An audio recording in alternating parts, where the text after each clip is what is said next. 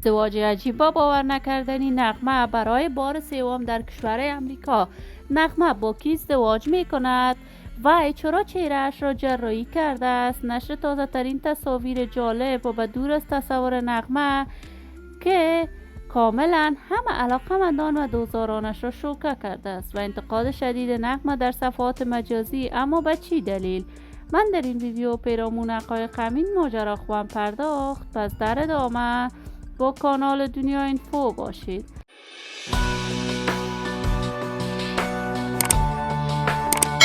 سلام و سلامتی نثار تک تک شما دوستداران نهایت ارجمند کانال دنیا اینفو.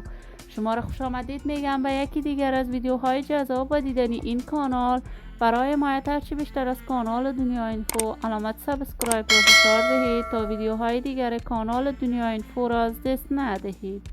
نغمه هنرمند پیشکسوت، سابقه دار و یکی از چهره‌های مطرح و شناخته شده در هنر موسیقی افغانستان بوده است.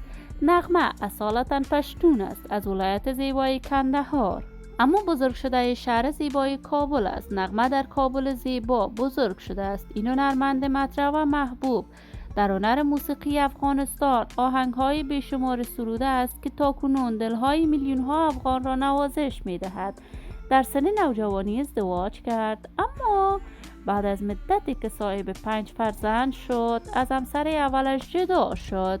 نغمه در کشور امریکا زندگی خوش و آرامی داشت و بار دیگر ازدواج کرد.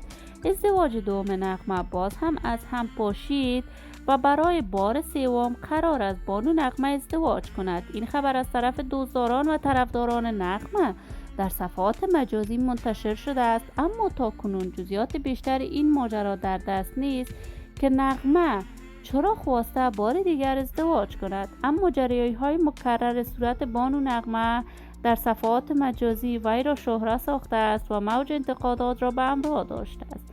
ولی من زندگی خوش و آرامی برای بانو نغمه از بارگاه عزت العزال تمنا دارم.